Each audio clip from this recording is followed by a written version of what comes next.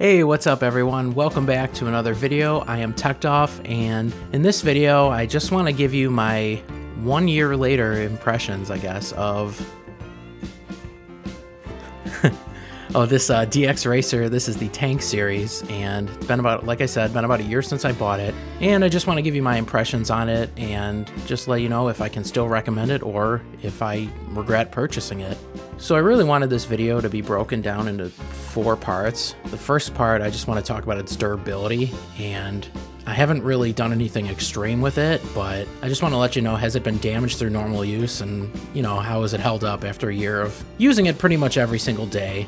Alright, so point number 1 is the durability. It's called the Tank series from DX Racer for a reason, and it's listed as holding a weight of up to 450 pounds and a height of up to 6 foot 7 inches. Now, I'm nowhere near those numbers. I'm only 5'10", 240, so this chair is probably a lot more than I would need, but it's held up fine for me. Although these armrests are made of plastic, it's a pretty hard plastic actually, and the adjustment mechanism is pretty tight, for lack of a better word, and it tells me these won't really loosen as you use them, I guess. I've only adjusted them a few times throughout the last year, here and there. I've let other people use the chair, adjust them, and they haven't really loosened up or anything like that, so that's been a good sign for me. Similarly to me not really adjusting the armrest that much, I don't really adjust the height or the tilt of the chair that often either. That's pretty much because of clearance issues with the height of my desk and me preferring to sit really close to my keyboard. Although the mechanism, again, still feels really high-end, and I haven't really seen pretty much any wear to speak of in that regard. So no problems there.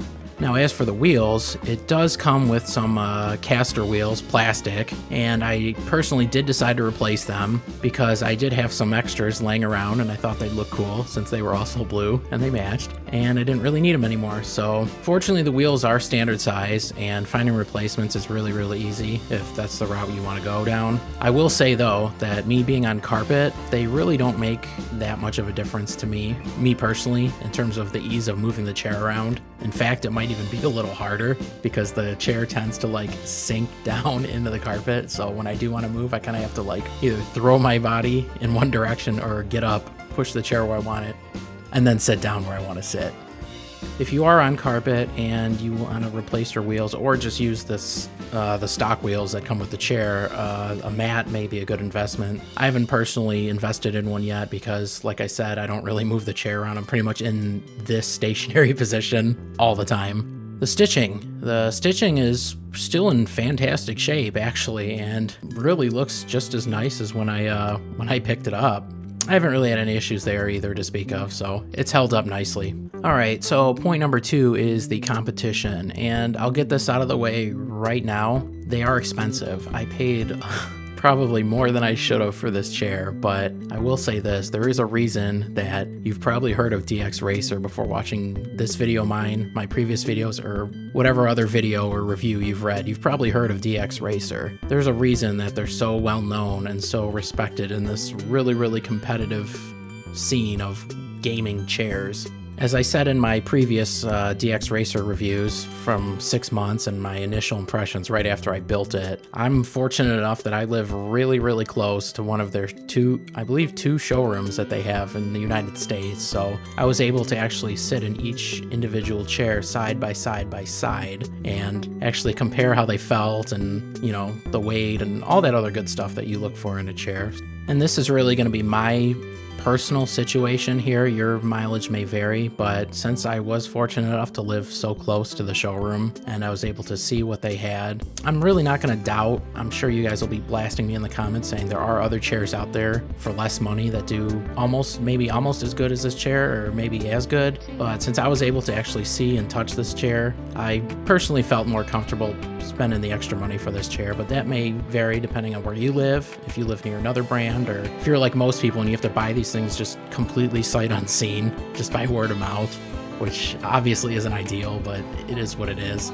And since these are really the only chairs that I've been fortunate enough to try, I'm not going to speculate on, a side-by-side. There's other YouTubers who can, buy every single chair and go, chair, and just tell you which one they like best. But my experience with this chair, I'll tell you, I bought this chair about a year ago from when this video was released on a Memorial Day sale actually. And I actually spent about $480 US. So still a lot of money, but you do need to know that regular price, these are usually between $550 and $600 US. So any sale helps. I'm happy to have not had to pay full price, but looking back on it, I probably would have paid full price if I had to. Fortunately, I wasn't in a rush to get a chair. If you watched my past videos, you know I was sitting on a lawn chair for 2 years, so I was used to that. I wasn't really in a hurry to get a new chair, but after seeing that it was on sale, I decided to pull the trigger. So that was my personal situation. All right, so point number 3, the comfort of this chair. How does it still feel when I actually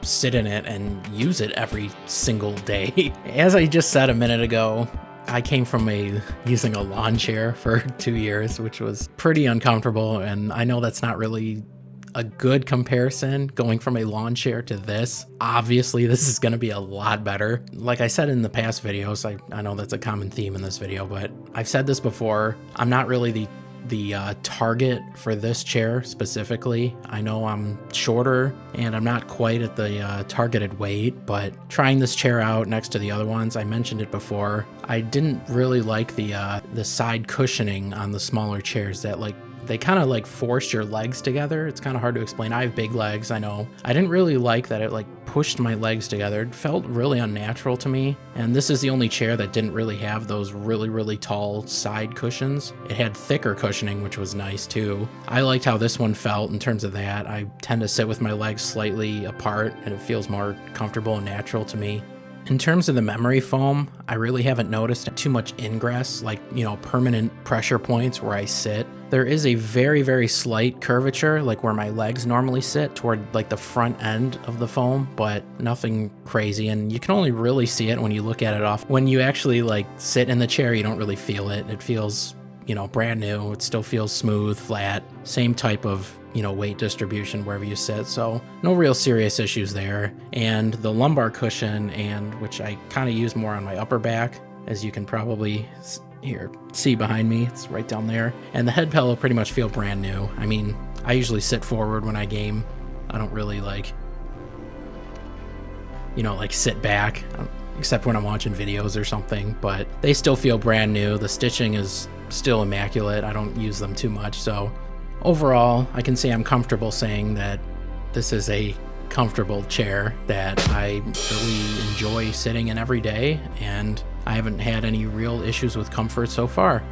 All right, last but not least, number 4, and probably the most important point for most people watching this video, is the price. And like I said earlier, these are not cheap chairs whatsoever. Even if you don't get the Tank series and you go something lower, they start right around $300 US, so still quite pricey for a chair, I would say. At $500 to $600, like I said with this Tank series, when not on sale, they're definitely priced toward the upper, premium portion of the market. And yes, that is a crap ton of money to spend on a chair, but the way I justified it was this. I think of a chair as something I use every day, similar to a smartphone, which I'm sure you use every day, or a bed. You use a bed every single day, you spend a third of your life on it. So ask yourself this: how much time do you spend a day or a week sitting in your chair in front of your computer? I guarantee you I'm not going to guarantee, but it's probably not a small amount of time. So if this is something you're going to be using for that long and appreciating that much time out of your life, I justified it to myself by saying, why cheap out and why settle for less when I'm going to be using it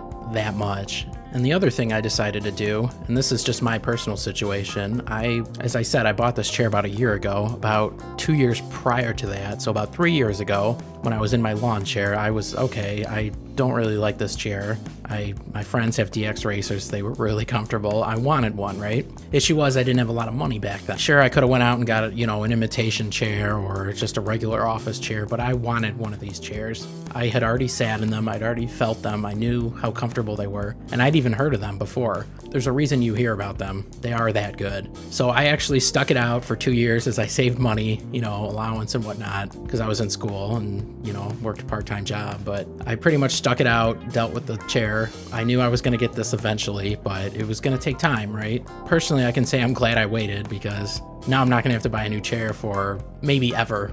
So, yeah, guys, that's pretty much it. I don't really have anything else to say. That's pretty much my story over the last year of this chair. I haven't really had any problems whatsoever to speak of. It's been smooth sailing. I haven't really moved it around that much. It's, like I said, it's been sitting in the same spot. So if you're looking for, you know, a different size, maybe you're not quite as big as me, I'm sure there's plenty of other videos all across YouTube that, you know, people sharing their experiences after, you know, whatever time. I recommend you check those out as well. And if you have any other questions, please ask below. I'll be more than happy to answer if I missed something. Please like the video if it helped you out, and like I said, comment below. I'll answer any questions you guys have, and I'll see you guys next time. So thanks for watching, guys. Peace.